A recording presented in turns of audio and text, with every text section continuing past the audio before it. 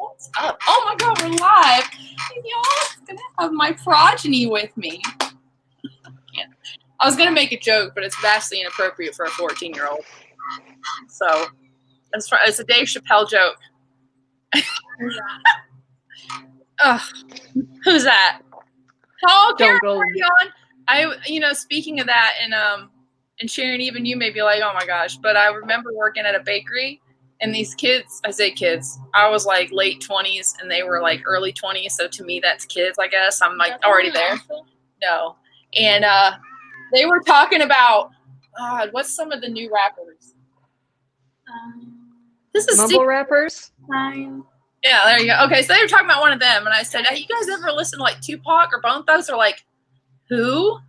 I'm like, "Just go away from me, child." Clutch the pearls. I was like, "Oh my God! Oh my God!" Karen says I was totally waiting. We were waiting for you. That's weird. Hi, ladies. I'm so glad Angela's on here. Hello. All right, you guys. As you guys come in, say hey. Let us know how you're doing. I'm so excited. My daughter is joining us tonight. This is only the second episode she has been on. The first one you were on was her episode, so that's pretty exciting. So you guys, as you guys come in, say hey. Let us know how you're doing. She's waiting on food, so she may leave us here in a little bit. But I'm really excited for this episode, so I'm going to go right into the. This is great. It's going to be fun, man. We're going to have so much fun. All right, I'm going to go to my intro. As you guys come in, say hey. Let us know how you're doing.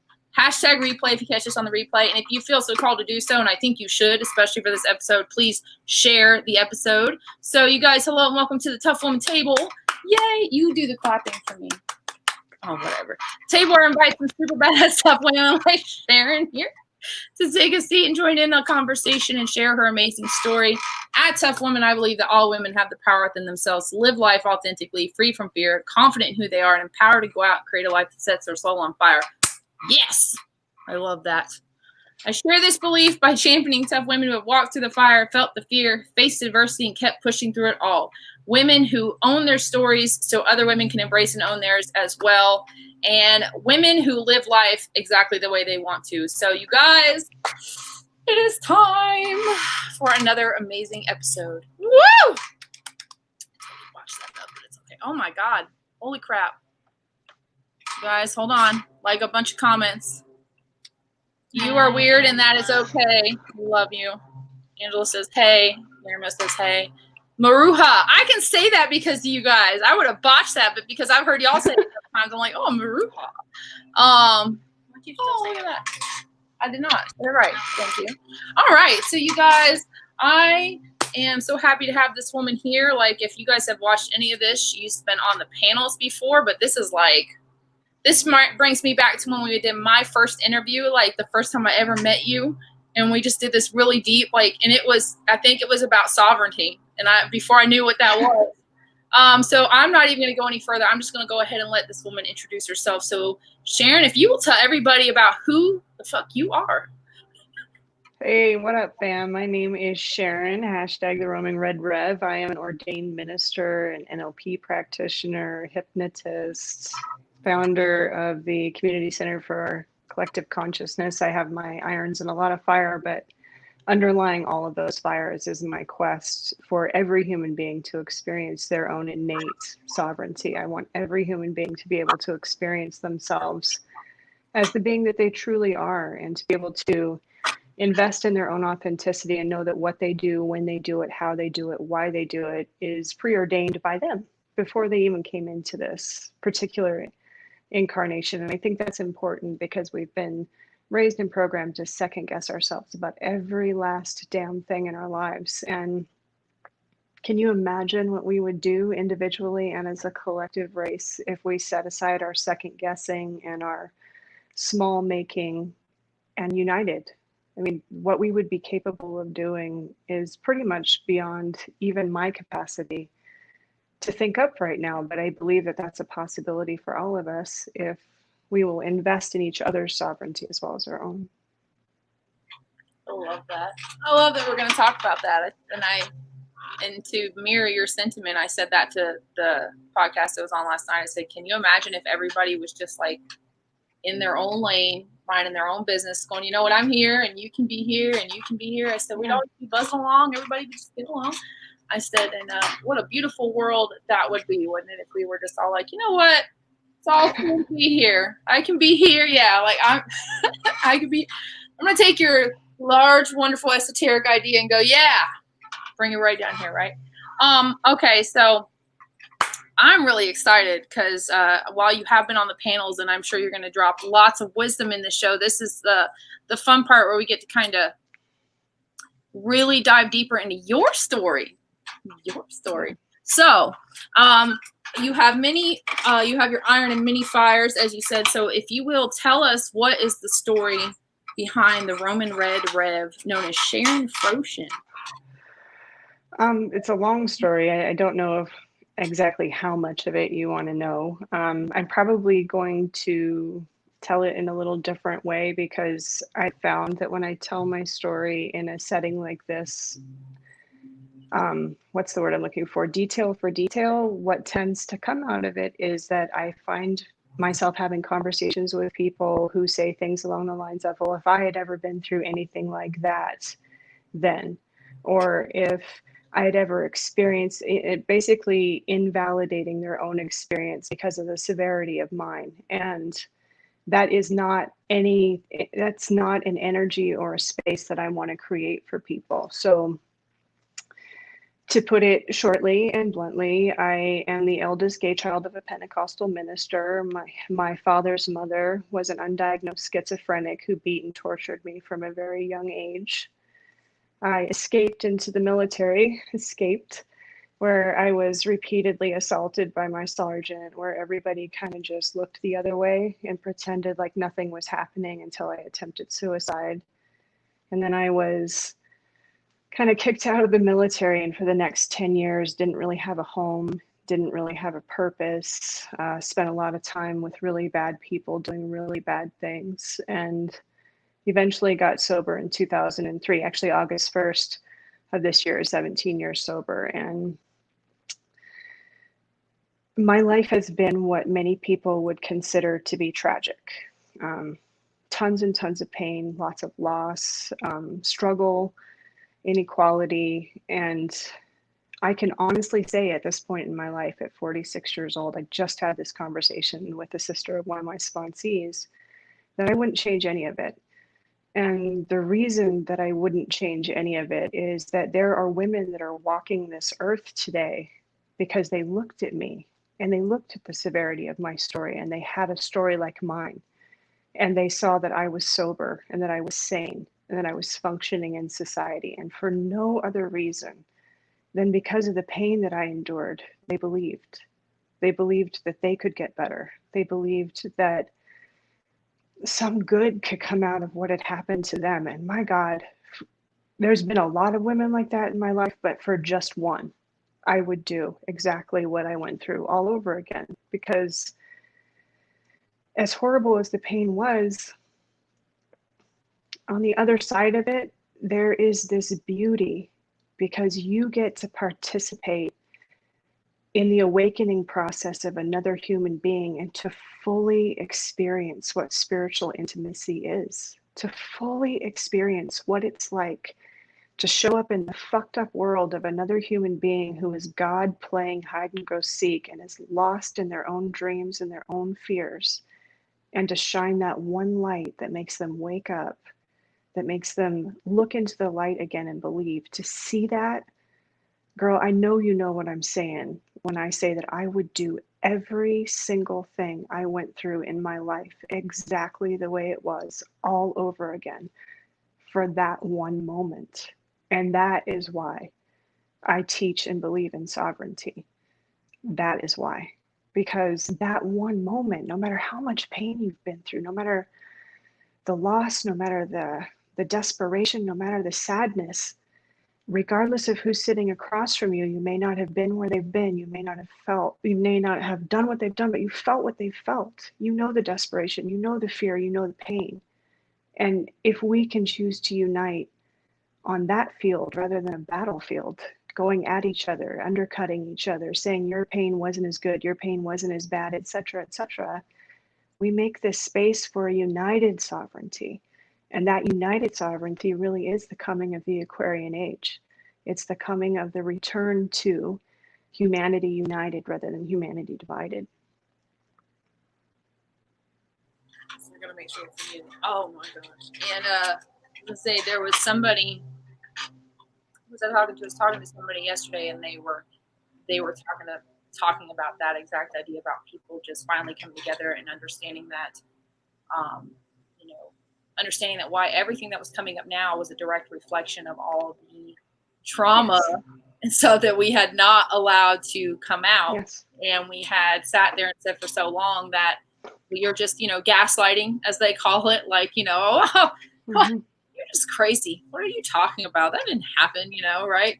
And because actually that person's question to me was like, do you think that this is like part of the reason that things are coming up? And it was in the direct like conversation of shadow work and everything. And I said, oh yeah. Oh yeah. And we, because we sit there so long and we go, you know what?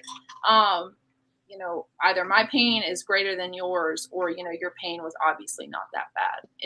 And what blows my mind is like, until you were there, how can you even validate someone else's experience? You have not walked in somebody else's shoes through the experience. And so this is a question that I've never asked anybody, but I feel called to ask you. And so what was that? I like to call it the epiphany moment, because I think we have many of them, but I think there's that shattering epiphany moment where like, this is the pivotal, I guess they call it the paradigm shift within us, where we're like, you know what? This isn't going to work. And we literally, like, they talk about you shed your skin on an almost cellular and genetic level. And you're like, okay. So what was that moment for you, and what shifted that transition in you? So the biggest moment, I've had several moments like that in my life, but the biggest was the moment that led me to sobriety. And I was in a filthy bathroom, really shitty bathroom. And I had been washing my face, putting water on my face, and I'd been getting high for 10 years. I'd undercut everybody I could undercut. I'd done horrible, violent things to people who didn't deserve it. I was a shell of a human being. I had decided when I got out of the military that the only way for me to not feel pain was to ensure that everyone around me felt more pain than I was feeling, so that I could feel okay in my own skin. And I'm sitting here putting water on my face, and I stood up, and I was high, but I had this, like, girl, this one fleeting moment of clarity where like the haze parted, and I looked into my own eyes in this, and it wasn't actually a mirror because it was a really shitty neighborhood. So it was one of those pieces of metal that, gets polished until you can kind of see your reflection in it. But I remember like staring into this piece of metal, and it looked like even the haze in the metal parted. And I looked dead into my own eyes, and I realized for the first time, and I don't know how long, that I couldn't see a soul, a light, anything in my eyes. And my eyes looked like shark eyes. They just looked black for forever. And I remember I had my hands on both sides of this metal sink, and I was just staring into the mirror, like, and this question kind of popped up the back of my spine and into my head. And the question was, if you're not in there, what is? And that was that moment of, and it scared me so badly.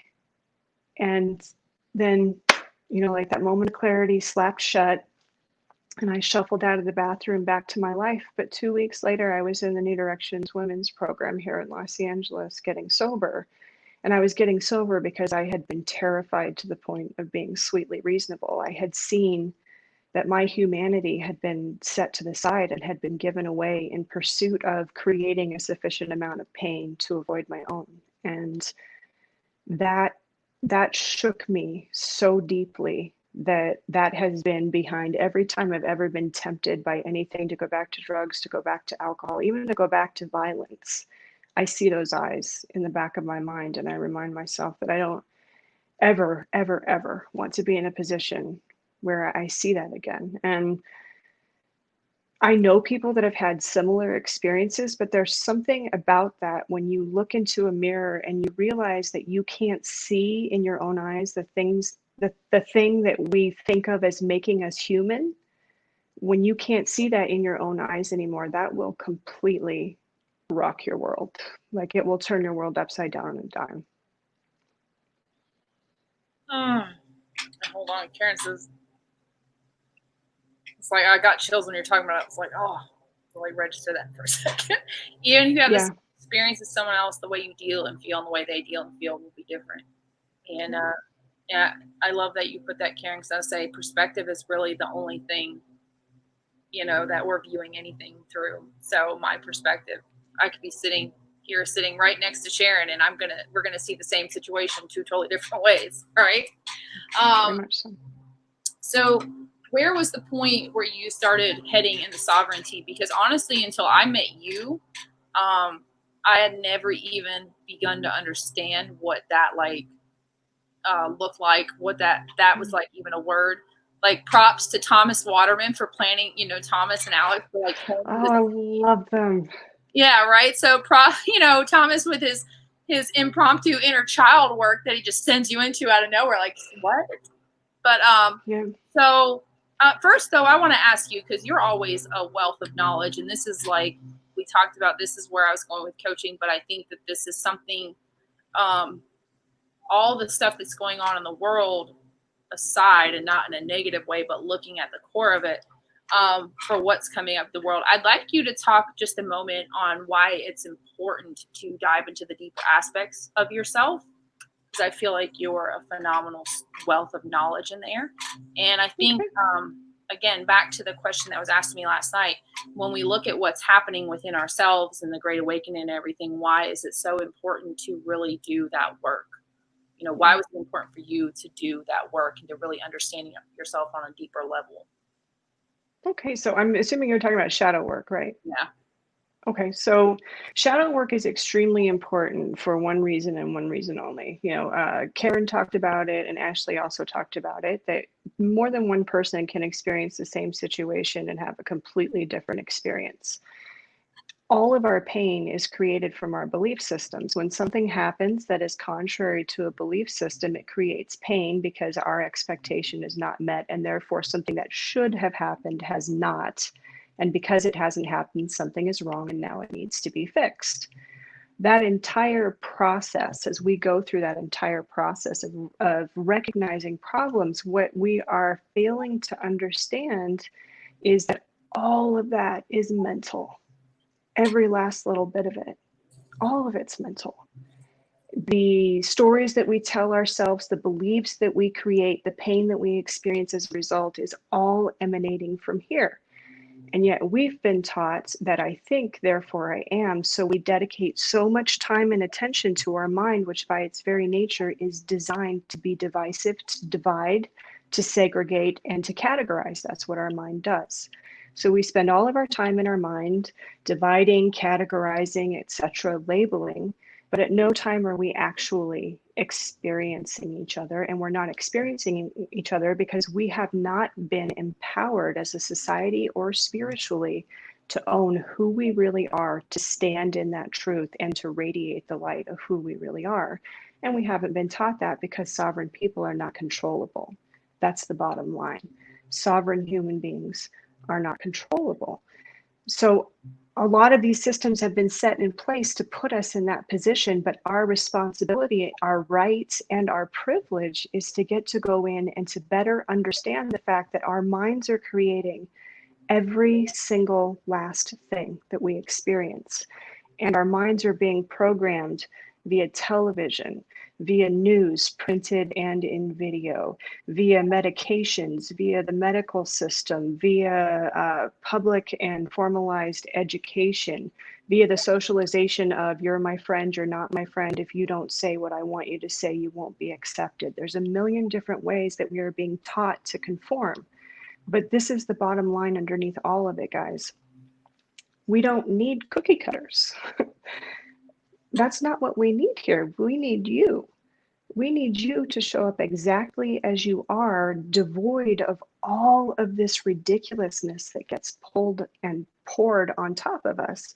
And the number one thing that I would tell any client or anyone listening to this is, if you want to do it, that's the best sign that that you're on the right road to your destiny. It's plugging into your desires, into what's important to you, and to not be diverted or put aside by anybody else's opinions, because we all have opinions, and opinions really aren't that important. They're really not. Underlying all of it is our need to understand ourselves. We have to, like, know thyself is written on the temple to Apollo in Delphi. Know thyself. It's not a question, it's not a request, it's a command. Know thyself. And why is it important for us to know ourselves? Because again, what is going on in the background of your mind is creating everything that you're experiencing. So if you're not going in there to understand, why do I believe that beating my wife is okay? Why do I believe that I got into this situation? Why do I believe that stealing is okay? Why do I believe all these shadow things that society doesn't agree with? Why do I believe those? Where did that come from? And is that a belief that I want to continue working on? And I think shadow work gets a bad rap because we're playing this game in Western society, this game of good must win, or right or light must win, because we've been taught that there's light and there's dark, and that one has to, triumph over the other. And underlying all of it, as I think you know, Ashley, is simply when you know yourself, you're not being controlled by the things that you don't know. That's the bottom line. That's why this work is important. Know what drives you, and you'll know where you're headed. I love it. I just always like to hear the way you explain it, because it's like, oh my God. And if you see me darting, it's not that I'm freaking out, y'all. There's wasps. Big, huge, black wasps. Oh my God! Did you have the killer hornets? the murder bees or whatever. Murder hornets. Is that what's going on over there? I don't know. Maybe it is. It's quite large and it's black and it looks very mean. Okay, it's like this huge thing and it looks very mean and like stealthy. It looks like it's wearing leather. That's what it makes me think of. Like it's got a leather body. It's a grease hornet. I don't know. Don't freak me out. I'm gonna be. Okay, I was going to tell you the story, but I'll just wait until afterwards. But anyways, so that leads me into the next part nicely, because you talk a lot about sovereignty. In fact, a lot of your work, that's what it is. And when we met, that's been, I feel like that's been all our conversations. And I think people looking in from the outside, just saying that, think our conversations are completely weird. They're like, "Did I call you a bitch?" It's like, yeah, that's how we talk to each other, bro. But so you said to me one time, and this like flipped my lid, and it was like, if you are, I can't do it the Sharon way. It's like, if you are God, how can you possibly make a mistake?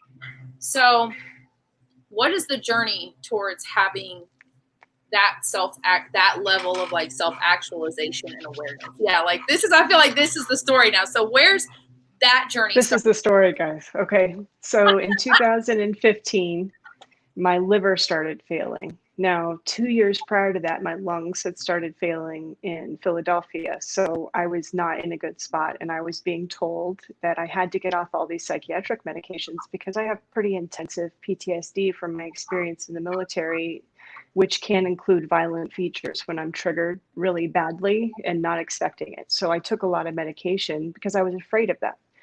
And then my liver started failing, and basically one of the baby docs at the San Francisco VA kind of looked at me and said, "Look, I'm going to be honest with you. Your lungs have failed. You've got a liver that's starting to go from these medications. I'm going to really suggest that you start looking into alternative therapies for your mental health." And luckily, I grew up in the Emerald Triangle in Northern California. So I started using pot to address the PTSD symptoms. And it's done really, really well for me in addressing like the really high anxiety issues. And then I moved from there into this space where I wasn't medicated anymore. So my entire sobriety, from the time I got sober in 2003 until this time in 2015, I've been doing what I like to call the spiritual shuffle. And the spiritual shuffle is, and this is just my description, this does not apply to anyone else, it's just the way that I describe my spirituality, is, well, I need to find out how to be better. How do I become better? That's what the spiritual shuffle is to me. It's people who believe that spirituality is performing in a specific way, a lot of which came from my Pentecostal upbringing and all the legalism in that religion. And yeah, I just you spend a great deal of time focusing on, how am I performing? What am I doing? Am I okay? And then when I got off of this medication, like this really expansive space opened up to me, and I started doing yoga. And right about that time, my ex, her sister, bought her and I both astrology reports for Christmas one year. And I started looking into astrology, and astrology really has been a centerpiece of my change, because my whole life I have always felt like there was something fundamentally wrong with me, like at my core, something that I just couldn't touch and couldn't understand and couldn't put my finger on. And then I start studying astrology, and I discover, the houses. And I have a pretty full 12th house, which is the house of isolation, confinement, prisons, institutions, insanity. That's where a lot of my planets are, including my sun, my identity, my Mercury, the way I think. So this heaviness over me finally had a name. And finally, it wasn't just that I was cursed by God, because just a little back piece to this, my grandmother, when I was little, I knew I was gay from a young age, and I knew something was off about me. I looked at girls differently than other girls did. But my grandma would like spank me and beat me and call me sin, because she wasn't in her right mind. And so to have that experience later on in life just kind of solidified the belief that there was something fundamentally wrong with me, and there was something dark in me. And then I find astrology, and I'm like, oh, well, that makes a lot more sense than all the stories I had. And from there, astrology went into tarot, and then into Kabbalah. I became voracious. And when I mean voracious, I mean 16-hour days of studying. So I bought books that have just only recently been translated into English from French during Napoleon's reign in Egypt. Like the most obscure stuff I could find, I just began to just like into as much as I could get, where I could get it, anytime I could get it. And then last year I left the relationship that was kind of a defining point in my life. We built an incredibly beautiful life together. We owned a lot of stuff together. We were the couple that everybody pointed to, oh, well, if I was going to have the perfect life, my life would look like, this couple's. And I started hanging out with Sarah Whalen and Beth Gray and Andrea Hendren at the beginning of 2018, I believe it was. And the work that I did with them, we would do 10-hour days of like Ho'oponopono and Reiki and spiritual healing. We were just driven to get together and do all of this work. And then I started waking up, and she didn't. She stayed where she was. And I had this 6-month period that I think is one of those tests, because I was 45, and that's halfway through my second Saturn return, which is a really important time in our lives. And it was like the universe was asking me, are you going to stay here and you're going to stay comfortable and live a good life, or are you going to go out on your own and figure out what you're really here to do? And I really have to put a special thank you out there, especially not only to Sarah, but especially to Beth Gray, who like lit my ass up over and over again about this relationship, and just challenging all these, these ideas that I had, and these I had idealized our relationship. I wasn't really looking at it in real light anymore. And while Sarah is somebody who helps me really find my center and get settled down, Beth is that person who like comes up behind me and slaps me upside the head and makes me angry enough to go look at what I need to look at. Do you know what I'm saying? Yeah, folks, you just enough. Yeah. So that situation of leaving, I abruptly left. I left everything I owned except for 2 suitcases in May of 2019. I moved sight unseen to house sit in the state of Mississippi as a very out gay woman. I stayed there for three and a half months, and then I took a 2-month tour of Europe and came back in January of this year to everything exploding the way that it exploded. But I had to hit that point, and I I'm finding more and more of an affinity to the life of Christ. And I kind of feel like this was that point in Christ's life where, you know, Satan took him up on the hill, up on the top of the temple and said, do you see everything out there? You can have it all if you'll just bow down to me. I feel like that was that moment in my life where I was choosing courage over comfort. Like, Brene Brown talks about, where she says that every day before I put on my feet on the floor, I say, today I will choose courage over comfort. I can't say tomorrow, but today that's what I'll do. And that's what I'm most proud of out of that decision, was choosing courage over comfort, because we had an amazing life, an amazing cabin. I mean, really everything I've ever externally wanted in this world. And the walking away from that has made my spiritual life just explode.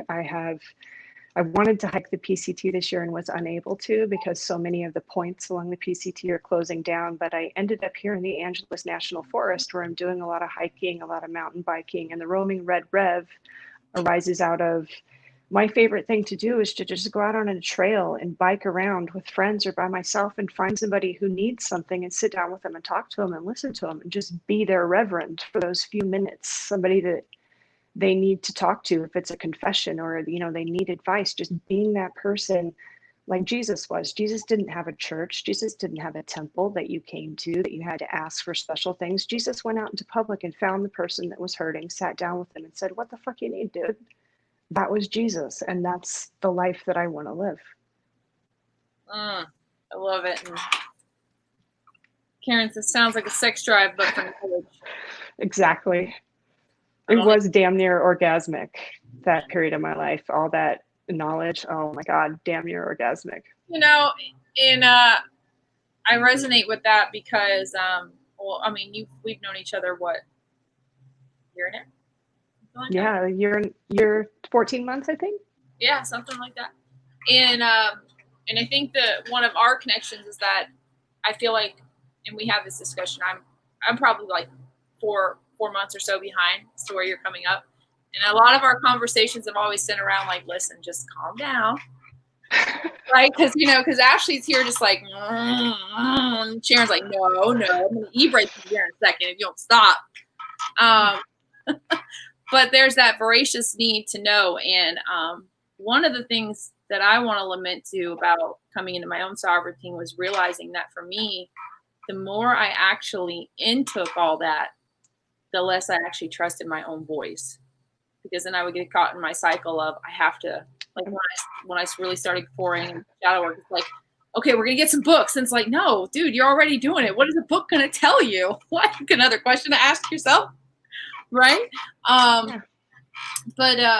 So when did sovereignty really start playing into that? Because just since I've known you, even you have progressed. Like I remember our first NLP group session, where we all got to, and I came in late, like everybody had already, worked around you, and I was like, listening to stuff. So I just remember that to now. And it's like, so when did it really start settling into place, this next phase? Because you're talking about, like, I just want to say a very, a relatively small timeline as compared to like the previous 10 years. And now we're like, so when it's definitely you started transitioning into that next phase? Because, honestly, can I tell you?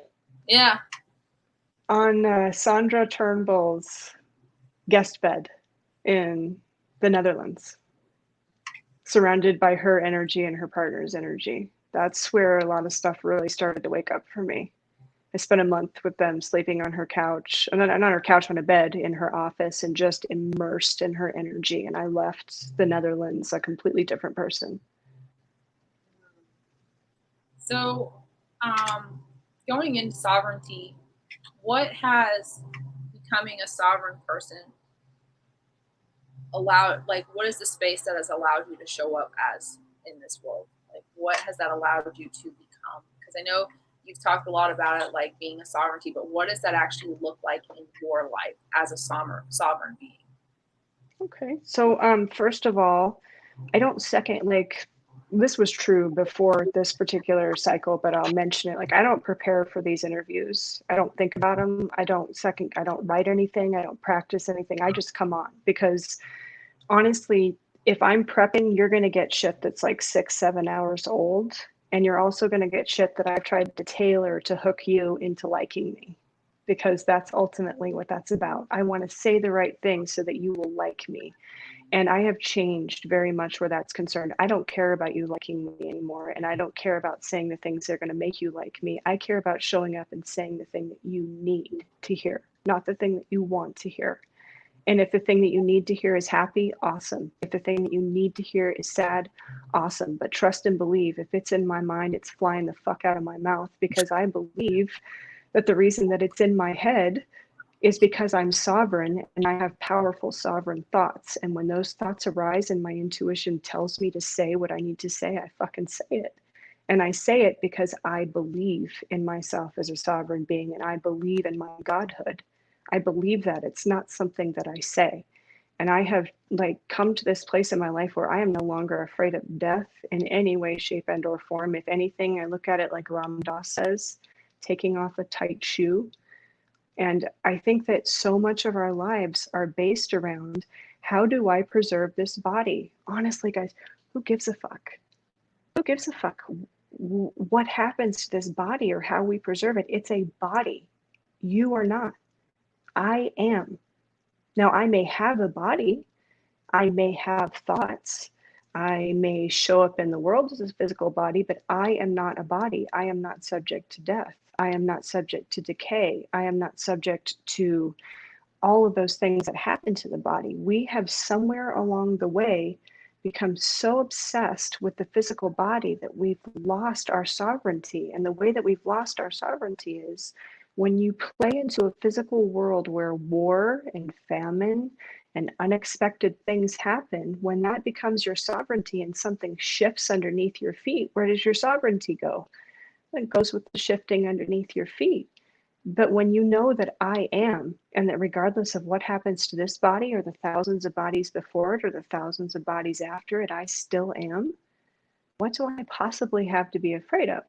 Now, let me preface that. I don't want to be in pain. I don't want to die painfully. I don't want to experience pain, but I'm not afraid of death. And I'm not afraid of death because I am greater than death. And this is just a video game. We are all just playing a game. None of this is serious. And we believe that it's serious because we have invested our identity in our bodies. We are not our bodies. We are gods in human form. Let me say that again. Gods. We are God in human form. What the fuck do we possibly have to be worried about? What? It's a game. It's all a game, guys. It's a game. I'm just gonna put you on on what? Huh? I'm just gonna put you on a video track and have people sit in front of you and listen to you say that over and over again until they finally like get it and they're like, oh yeah, you know what? It makes sense. It's a game. I wanted to read a comment that Karen left, and I felt like it was funny. She's like, she said, like Sharon in her cards telling Ashley to rest. This was a little while. You got rest for like what, 3 weeks straight? We were doing cards every day, and every day she got some card related to rest. And she's like, I just don't know where I should go or what I should do. Rest, bitch. R-E-S-T, rest your ass. And then when you were gone, Karen got rest, and she hit me with this. She's like, you might be resting physically. No, she hit me with this. Karen's going to love it. You're going to love this. She's like, you might be physically resting, but I know you. Are you mentally resting? And I'm like, shut the fuck up. Get out of here. You be quiet. Don't talk like that to me. What do you mean? She's like, because I know you. You're probably sitting there thinking, like, you know what? I've rested for like a couple weeks now. I'm good. I can start thinking about the next thing. And she's like, but you can't. And then you know what my cards told me? Rest and go deep within. For 3 months. I was like, whatever. With these cards. Emily has lots of hearts. Oh my gosh. Emily's on a sovereign journey as well. Her shit's been like going down, man. Karen says this body is only for this life, just a tool for this specific journey we are on. Ain't that the truth? And then Emily says this is so good. And Derek says the soul is so much more important than our body. And then Karen wanted to be Mario, but the role was already taken. And I feel like I'm missing this joke here. Video game. Oh, Mario Brothers, Super Mario Brothers. I always liked Donkey Kong because he like would sit there and throw bananas and big barrels at people and knock them over. I also like Yoshi. That sounds like anger management 101 right there. Barrels and bananas. It's all right. Just before we go any further, my son played like the original Grand Theft Auto the other day. Like the digital GTA, and I'm like, is this what we really used to do? I'm looking at this, he's like, girl, it is. Mom. He said, I don't understand. What do I do with this? And I'm like, you know what? You just be quiet. Just go away. Yep. All right. So I'm loving where you're going next. So on the other side of everything, looking back, talking about everything that you've learned, what does that look like now for you moving forward in life? Like, how does that look really walking in that space now and being able to move forward, knowing who you are and what you're here to do? Well, I think the major thing of all the learning that I did was to teach me that there's really nothing to learn. And I think that's the most powerful lesson of going on a journey for knowledge is it's like the Aurora Boreas. It will always take you back to you. And I've arrived back at me. So now I find myself like I used to come at things from, okay, well, I need to go research this subject before I talk on it. That right there is very much so a control mechanism put in place by people who want to control us, that we don't have enough knowledge. We haven't been taught by the right people. We haven't been trained by the right people. All of this knowledge that has ever existed in any dimension at any point in time ever is available to you. You are God. You're God. Like, so let me put, there is no way to have an omnipresent God that isn't in certain places. Omnipresent means everywhere. There is no way to have an omniscient God that either doesn't know certain things, or when you use knowledge, you're not using that God's knowledge. That God has all knowledge. If you're using it, guess who you are? God. There's no way to have an omnipotent God that doesn't have the power to stop catastrophes or to help the sick or needy. Either that God has the power and a choice is being made to not help, or that God has the power and I'm not tapping into it. But all of it comes back to who. So when we're out experiencing the world, who is seeing through your eyes? Who is hearing through your ears? Who is tasting through your tongue, feeling through your fingers, smelling through your nose? Who is that inside of you that's experiencing this body? That's why meditation is so important, because it begins to take you back to the I am, the who, the watcher, who sits in that body and experiences the lesson that it made for itself prior to incarnating as you. But the point is, underlying all of it, it's all a game. If you've ever been on Udemy, bought a course on Udemy and taken that course, congratulations, you've experienced the human experience. You, as a spiritual being, went through a catalog, looked up what you would like to experience to complete in your little spiritual report card, created a life, buzzed yourself down here into this dimension under the right stars to create the right energy for the lessons that you wanted to learn, and voila, here you are. But love bug, not any of this is serious. None of it. None of it's serious. Life and death isn't serious. Good and bad isn't serious. Right and wrong isn't serious. None of it's serious. Just live life and experience the moment. All this thought, I need to think, I need to have a 401k, I need to plan ahead, I need to have a degree. No, you really don't. You really don't. To be able to experience life and the beauty of simply existing as the deity that you are, you don't need any of that head knowledge. And once you have it, all you'll ever need to do is to defend it. And that's what you see happening around us now. Republicans defending their knowledge against Democrats, whites defending their knowledge against blacks, Christians defending their knowledge against Jews and Muslims. We're all defending knowledge that we've accumulated and have decided is our identity. I'm not a gay woman. I'm not a woman. I'm not any label. I am. I am. I don't need you to label me to know who and what I am. I don't need you to label me to feel safe, to feel empowered. I don't need a label to hide behind. And that's what sovereignty is about. There is no label that describes you. You are unique, just like a fingerprint, completely and totally unique. You need no labels. That is sovereignty. Oh my God, I'm so caught up there. I'm gonna take some questions for a second. Sharon says it sounds like you want to throw shadow or good sovereignty in people in barrels. Like, just be yourself. Exactly. Don't tempt me. What? Exactly. Take the love. Karen says, I used to love when people tell me I had to go to church to commune with God. I came up in Catholicism where if you were not Catholic, you came up into this and the priest blessed you. God will be with you one day, child. I would always ask him if he was truly omnipresent. I'm sure you pissed off a lot of people, Karen. Is that where Karen came from? Fine, Karen. She's going to kill me. She's going to send me such a hate. Don't do that, Ash. Fine, Karen. He isn't omnipresent. God. God, Karen. And all those things. I'm waiting for it. She said I still piss people off. All those things are human definitions created by mankind. They do not exist in the spiritual realm.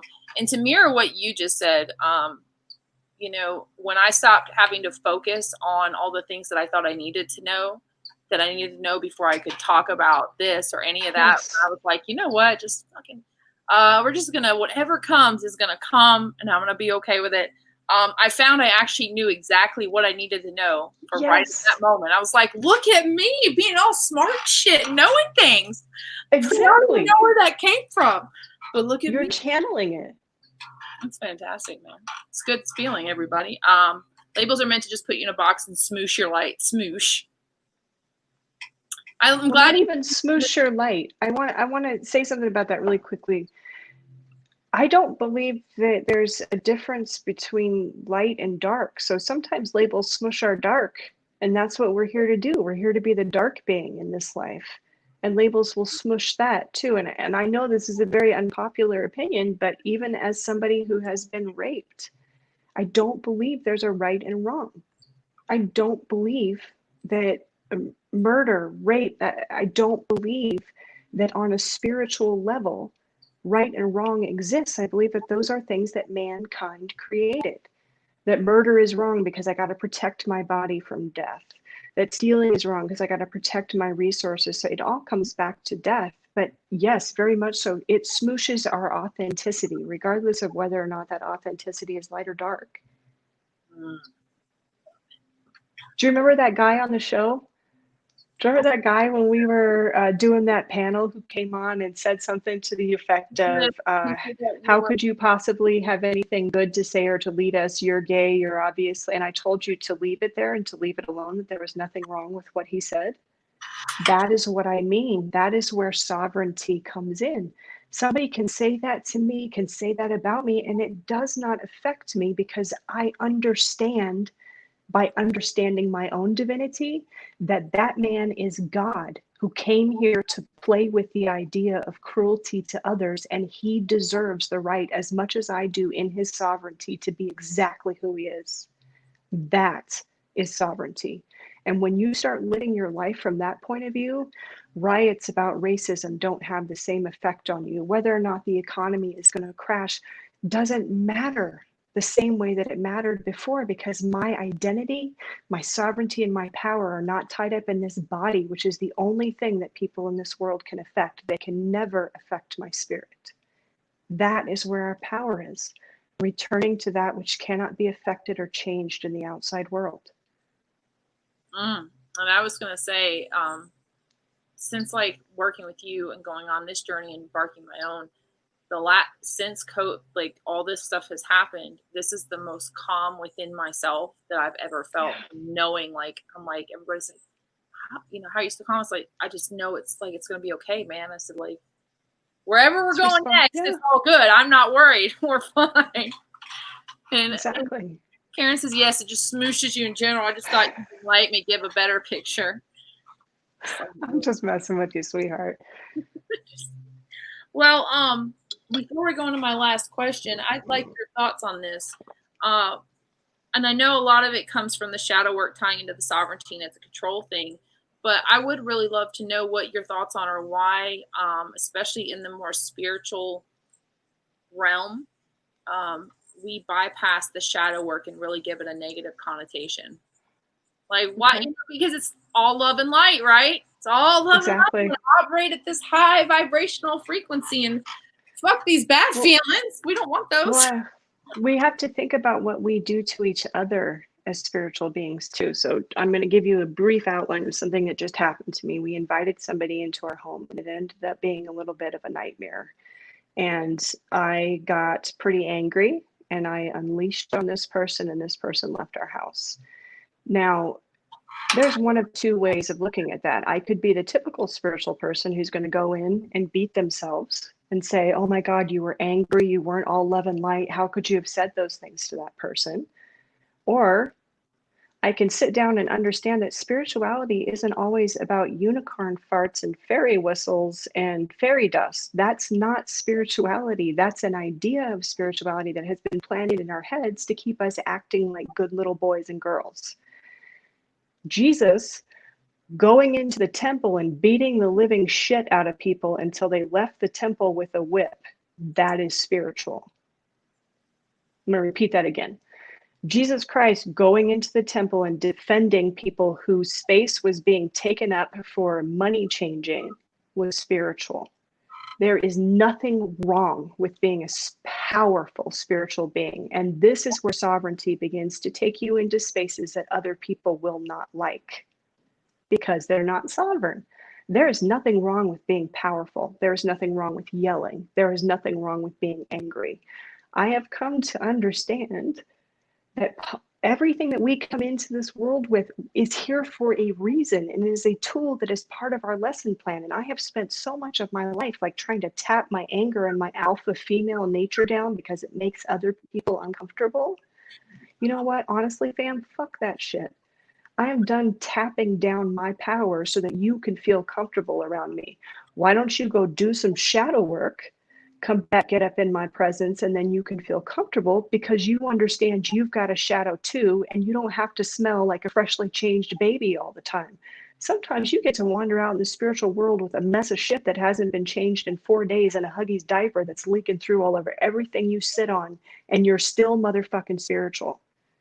That's what sovereignty is. Spirituality is not playing nice, playing patty cake, making meals. That's not spirituality. That's a way that people want you to behave to control you.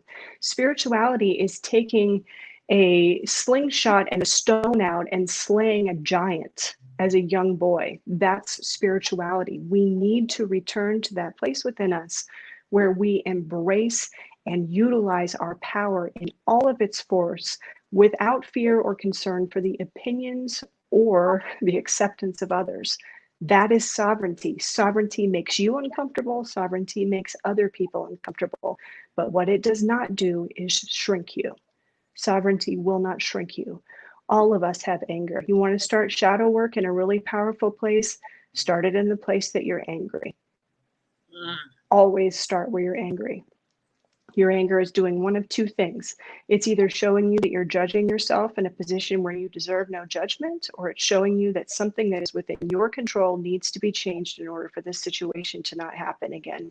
Either way, the lesson that you will learn behind your anger is absolutely invaluable and indispensable. I'm into that. I can't tell how many times you've like walked me off of that particular cliff. Like, all right. You know, it's all right. So Sharon says, I feel like those who freak out about being in and not being busy during this COVID experience have the most work to do. Yep. I would agree with that. Why are you so freaked out?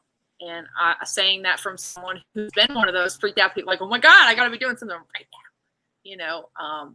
It's when I had to slow down and shut the fuck up with myself and just sit there and go. I used to get a mental image of like sitting on my hands, one of those children, you make them sit on their hands so they don't move and they just start like vibrating. That was Sharon taught me nothing is real when you can embrace our light and dark.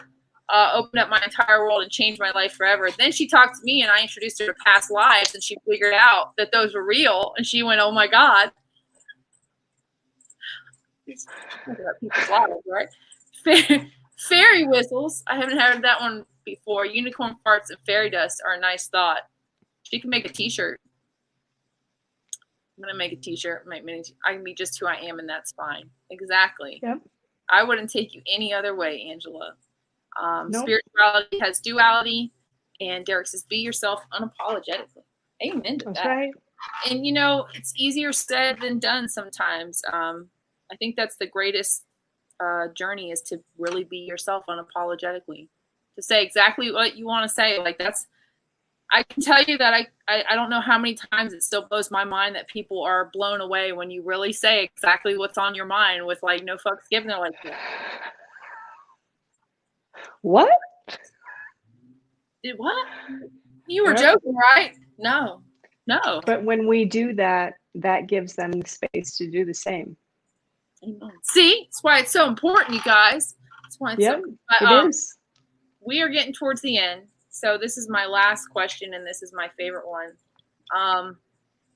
Someone came up to you, and they wanted advice. What are 3 pieces of advice or tips that you would give them to help them move forward in their own journey? Talking like all those women that you've helped. If you could go back and talk to one of those women, what would be something you would give them to move forward? The first is there is no you to be insulted. So, how we're always in arguments with other people and we feel like our egos being challenged. That doesn't exist. That's a series of belief systems and thoughts that has been programmed into us by society. So when somebody comes at you and is insulting you and is going after you, trying to get a response, one of the most powerful lessons I learned was just to sit there and say, there's nowhere for that to land. There's nowhere for that to land. There's no me for that to land on, because there is no me. There is consciousness powering a body. That's all that's happening right here. There's no third person. There's no ego. There's no self that needs to be fixed involved in this. There's just consciousness powering a body. That's it. The rest of it has all been created on a social level. The next thing is whatever it is that comes to your mind, do it. And this terrifies people because we have been taught that we are like lower nature beings who think horrible things and do horrible things to each other and to nature, etc. So we can't be trusted. And a lot of the reason for why we spend so much time rebelling and sabotaging ourselves is because we don't have any freedom from ourselves. Like we're constantly trying to beat this body into doing something that we think it should do because there's another person in here that needs to be changed. There isn't. There's no other person in there with you that needs to be changed or fixed or thinned down or smartened up, or that person doesn't exist. That's a fantasy. And the third thing that I would tell you is you're enough. You're enough, right? Like you are. In fact, you're perfect. I want you to imagine a world in which you are God. God knows what God is doing and yet fucked up. The two don't exist. So either you're worshiping a God that is so weak and so feeble and so nimble-minded that it can't keep up with your life and keep you from making mistakes, or you have a completely messed up view of the universe and God. God is not here to make you do specific things. Like God is up, like the universe, God, whatever you want to call it. Every time that you go out and just do you and don't give a fuck about what people think, this is what's happening up there. Hercules, like the universe is just like that. That's like, I made you for that purpose. I made you to do this. Exactly. So get out there and do that shit, guys. Get out there and do you. Like, I want you to consider the fact that this earth has been around for billions of years, and yet however many years old you are, that many years ago, the universe decided, you know who I can't fucking live without? You. I can't live without experiencing the world through your eyes. Even though billions, trillions of people have come across the face of this earth, the universe couldn't live without you. Find out why. Why? I want to just sit in this for a moment. Just such a beautiful space. And You got like I just feel so good, man. Angela says yes. A year later, I finally believed. Angela decided that one day she was going to have to drive over a bridge, and she said suddenly, all of a sudden, 4 years ago, she was deathly afraid of bridges, and she felt like she had drowned. And I said, well, maybe if you went back in a past life, you probably did drown, and that's why you're afraid. And she's like, no. And then you know what? A year later, she said, go figure, huh? Hey, man, I'm just the seed sower. That's it. Just the seed sower. I know my space. Two of the best space holders right here. Never underestimate the power of these two. Thank you. Karen is very loud. Yes! Makes me think of that baby meme where he's like, yeah! That's her. Oh, I love Karen so much. Next time she sees me. So let's talk about Sharon's episode, huh? I love that. I used to call them hunky leaves when I was growing up. All right, well, we are at the end. So this is the part where you can tell people either to connect with you or what you are doing in the future, because I know you are a busy woman. But if you tell people how to connect with you and link up if someone wants to connect with you after this and be in your presence, which I don't know any person who wouldn't want to be, but you know, there's crazier people out there. absolutely. So guys, you can reach me on Facebook Messenger. You can reach me on my Facebook page, The Phoenix Reboot. You can also, is there another way? No, I think that's pretty much it. I think Quantum that's Shift Group. Quantum Shift Group. Oh my God, thank you so much. I almost forgot.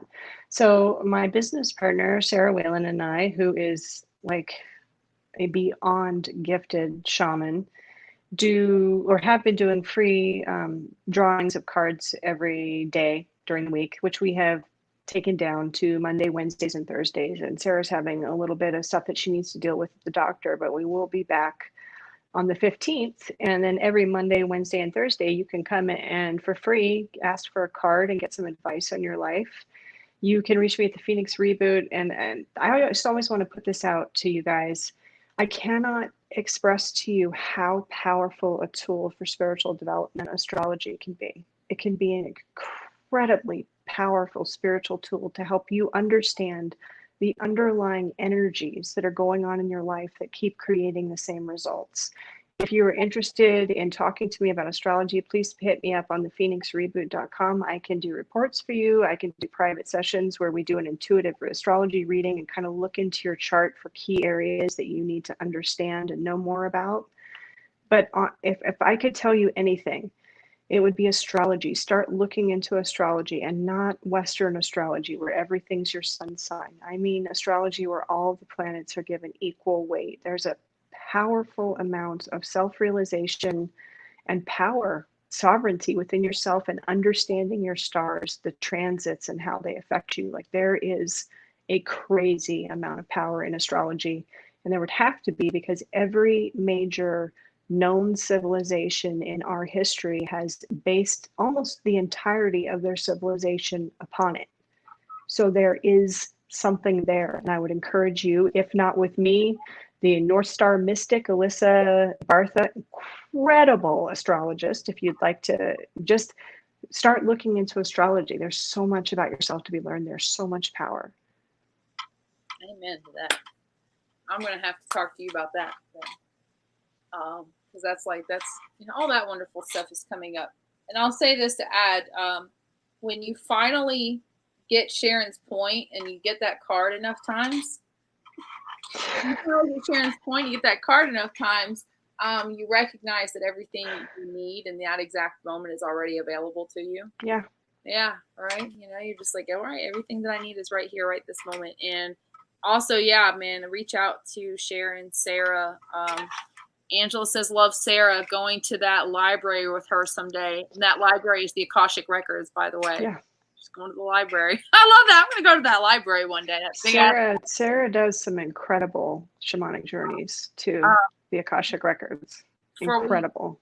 Before we get off here, for anybody, yeah, she, I'm getting ready to do a Life Between Lives progression session with her and Margaret in the next couple of weeks. Girl. So you want to do some deep diving shit, man. Just that, yeah. right? And Maruha says, Ashley, thanks for the space. And Sharon, oh my God, you have been a light in my new life path. You, Sarah, and Karen, love you so much. My pleasure. Karen needs to know how much one of these astrology readings with you costs. And then Derek says, Derek is joining us from Africa, and I think that is fantastic. Like I said this the other night, I said it's absolutely amazing that we can sit here and we're in the United States and we're talking to people from all the way across the world. I said that still blows my mind to this day.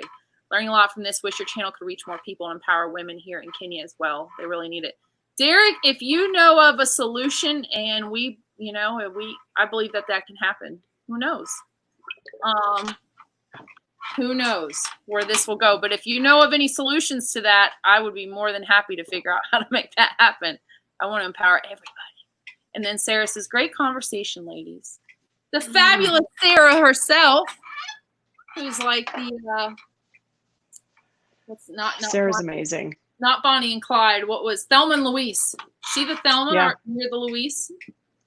I don't actually remember the movie, so I would say that I'm probably Gina Davis, and she's the other woman who I don't remember who it is, but I remember Gina Davis was kind of the shady one. So it's probably going to be me. Sarah's not that shady. Yeah, Sarah's more like the light and love, and Sharon's like put her foot out and trip you while you're walking by and go, oh, shit, how did that happen? You should look where you're walking. You fell. I wonder why. Oh my God, little hard eyes. All right, well, thank you so much for being on. This was really, really exciting.